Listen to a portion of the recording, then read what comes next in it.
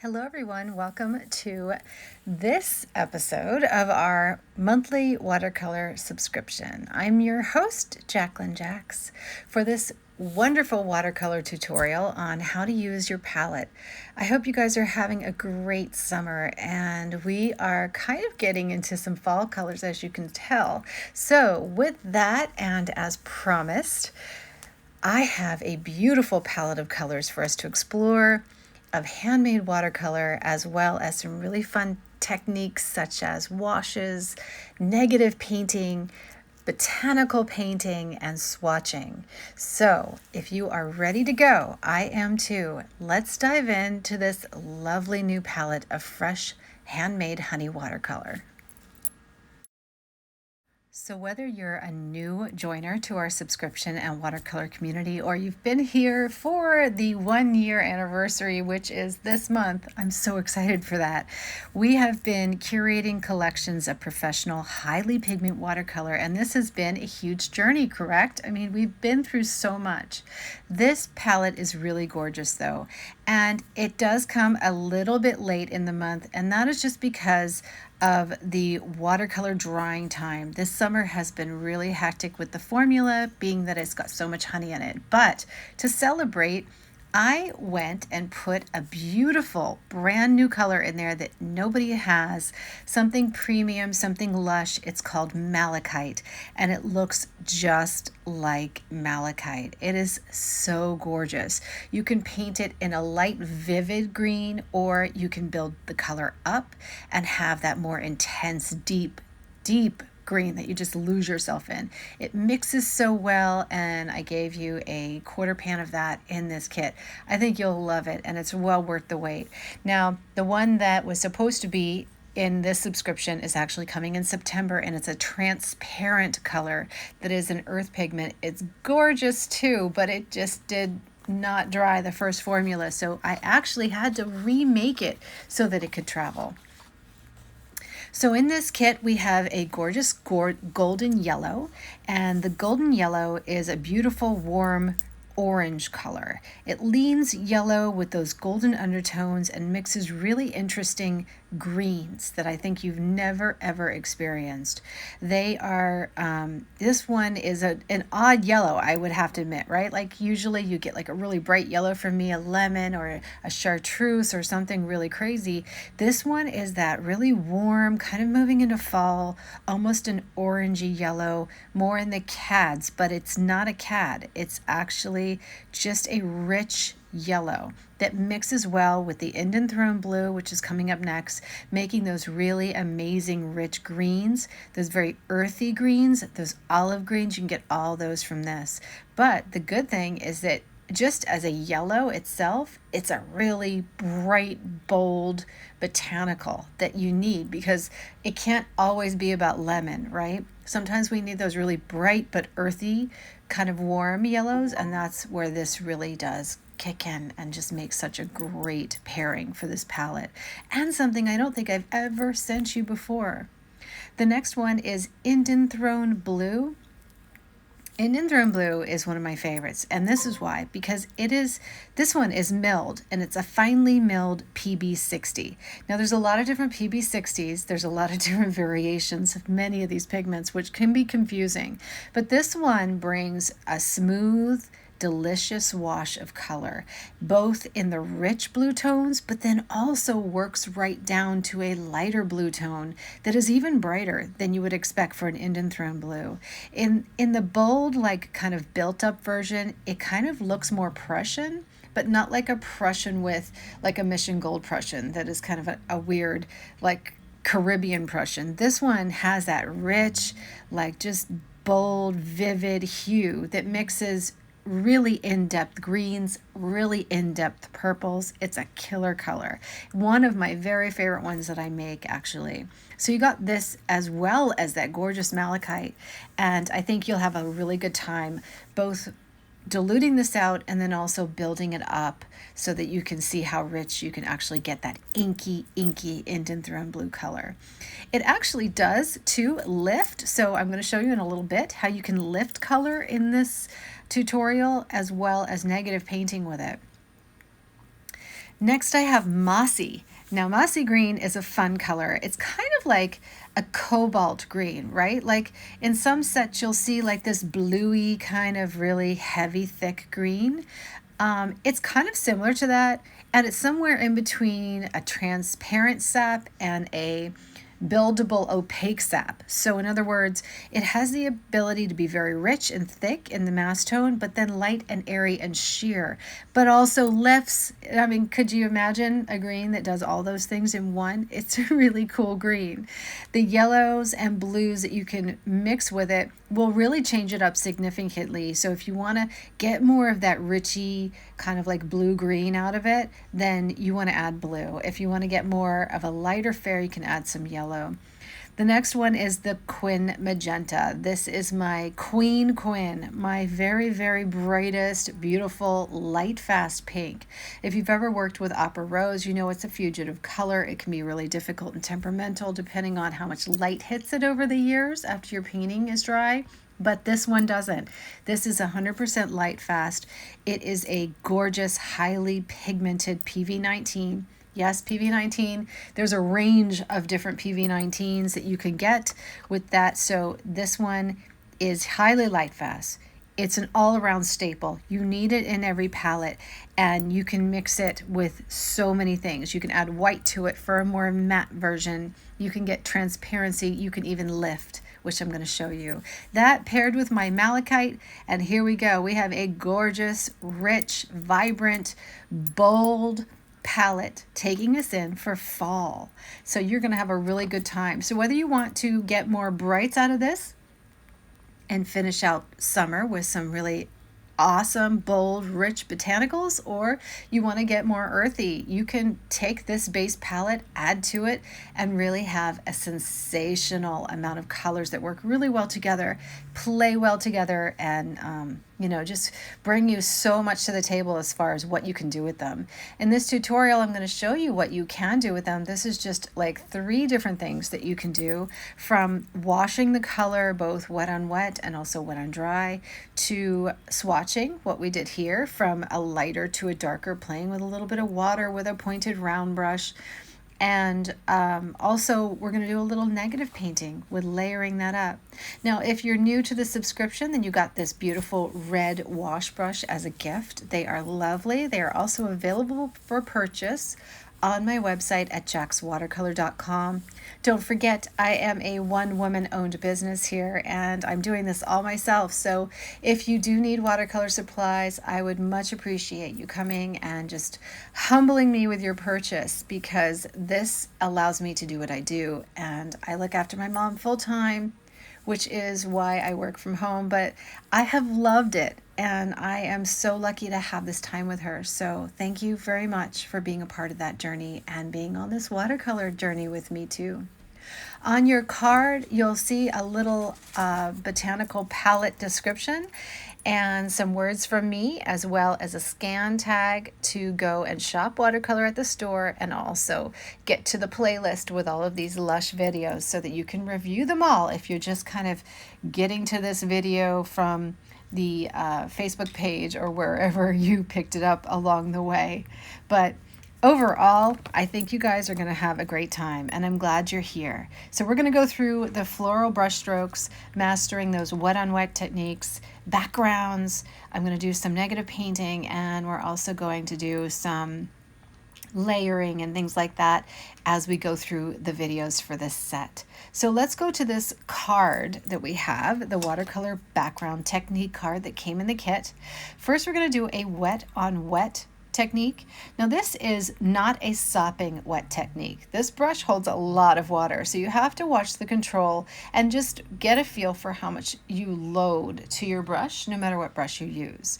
What you want is just to see this kind of like wet glaze on your paper. It's going to be different depending on the paper, right? Some of the cotton papers are going to hold more water, where some of the wood pulp or cheaper papers are going to hold less water before they pool. So you'll have to, there's no like right or wrong way. There's a feel that you will develop in time. So be patient with yourself.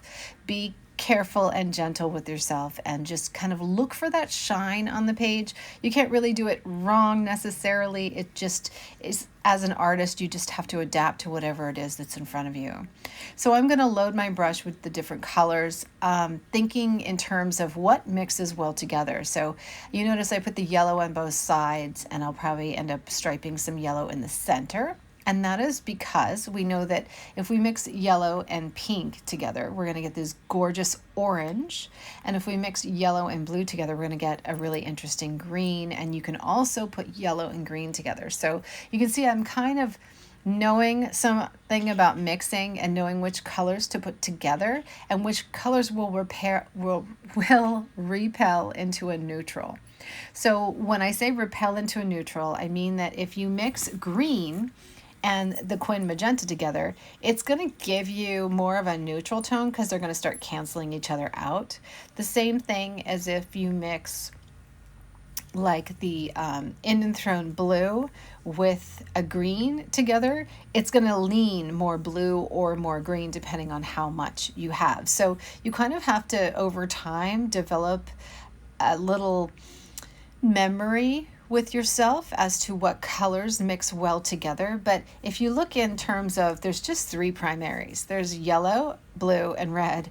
You kind of will get the picture that if you have a green, then you know that's a secondary color, right? Because if the primaries are yellow, blue, and red, then you have to come up with green as a mix of blue and yellow.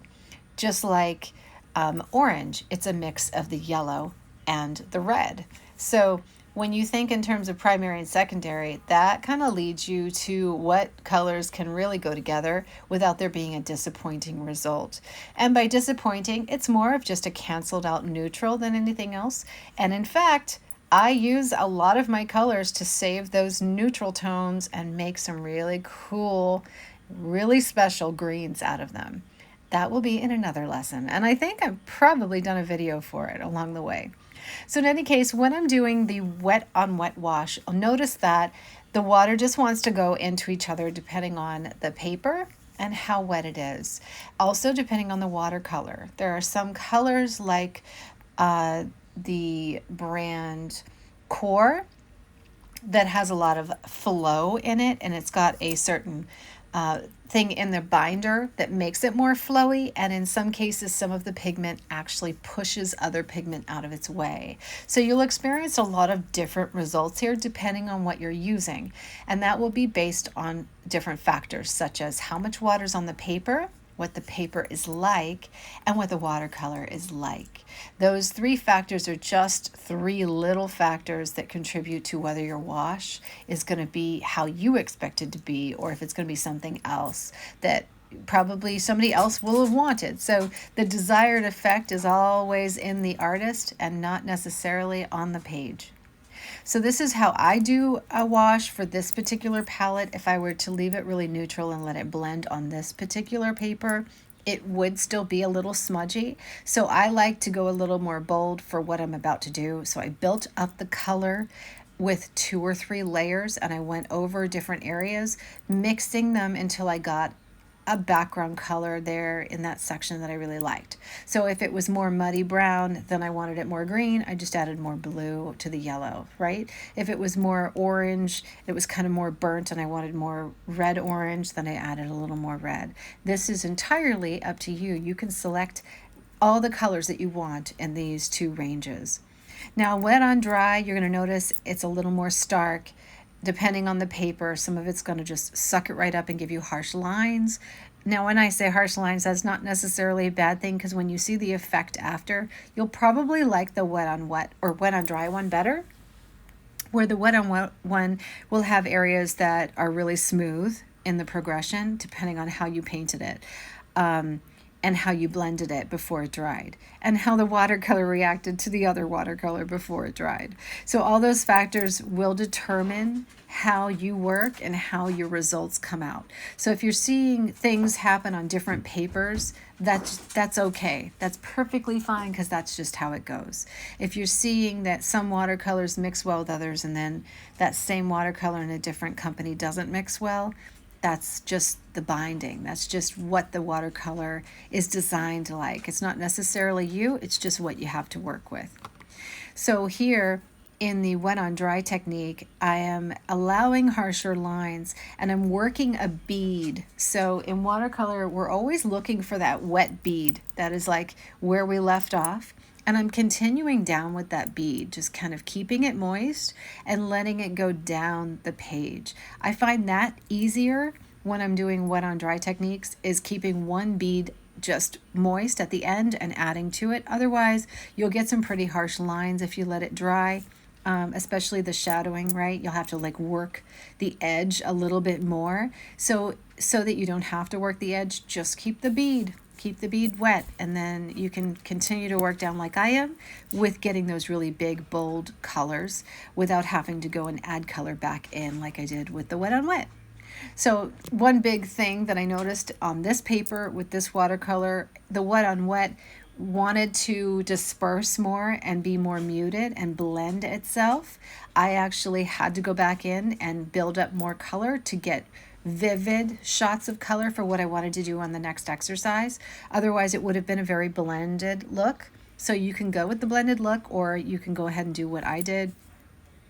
The wet on dry, of course, did that right away. It just, the color stayed very bold and very bright, and I didn't really have to build it up with a second layer.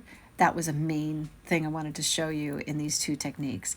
But you can do this any way you want. You can flip it over and do it again. There's more paper on the back side of this card, as well as the back side of your watercolor palette swatch card. So you can play with this as much as you want on these scraps. And then there is a piece of paper sample in your kit as well, so that you can paint a full background if you'd like to, and stop this video before we continue on.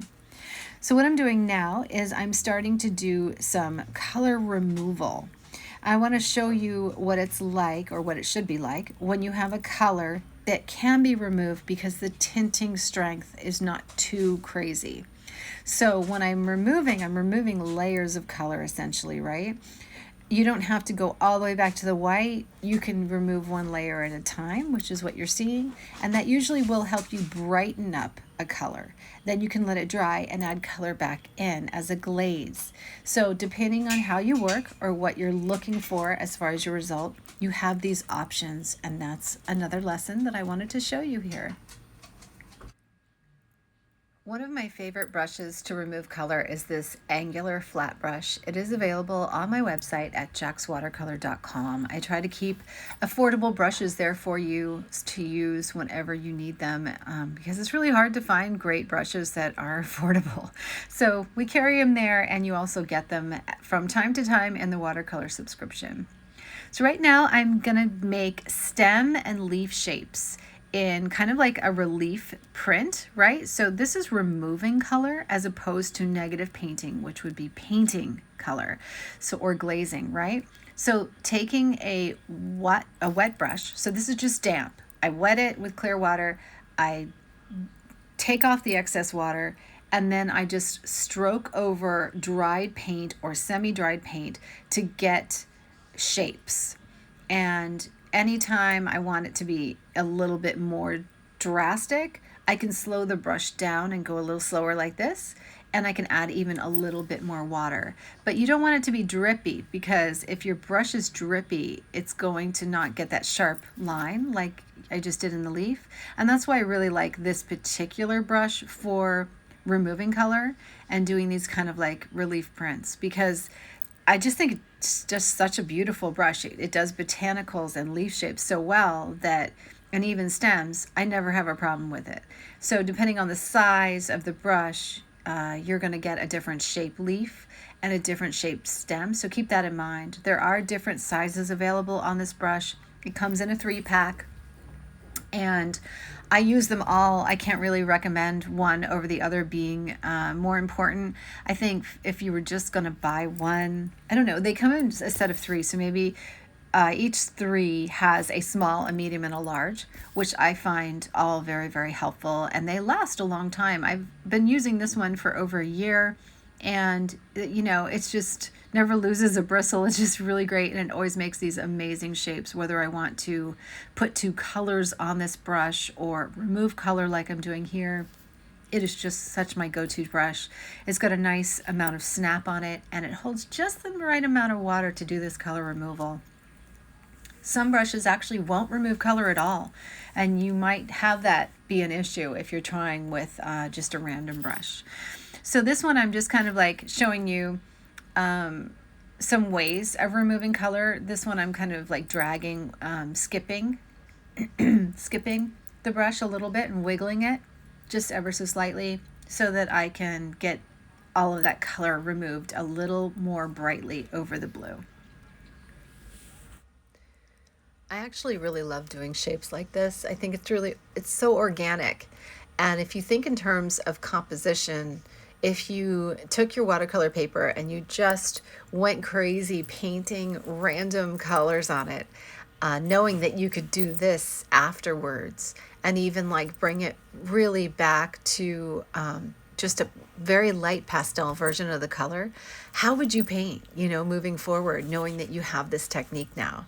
I think that you'll find that it opens up a lot of inspirational doors for you. And those of you who are kind of in a funk right now, feeling like I need to be excited about painting, I think I just did that for you. I think I just gave you that moment that you're like, what?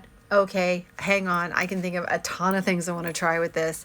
I want to try a forest. I want to try a bird. I want to try to paint like a beautiful jungle vibe and then start layering in, removing colors and then adding colors, because you're going to see from this one technique how cool you can make a page. Now, what I'm doing right now is taking the exact same brush that I removed the color with, and I'm doing negative painting. And all that is taking a layer of watercolor, so like a little glaze of color, whether it be light or dark or bold or whatever, making it just slightly damp on the brush, not very, very wet, so that you can control it. And then you take a brush like this angular shader that has got a lot of nice control, and I line it up, kind of tracing the outline of a pattern that I see in the watercolor that I'm working with. So you can do this to come up with a fresh pattern or follow a pattern that's already there. But either way, when you're painting that little area behind to reveal something, it's called negative painting. So it's actually the art of painting the negative portion so that the positive portion stands forward. So I find that doing that in a little bit darker version of the color really makes that lighter area pop ever so much more. And it's really fun because to me it looks really sharp and it gets a lot of attention and it gets a great effect. You may notice me constantly putting my brush in some water and then wiping the brush on the towel.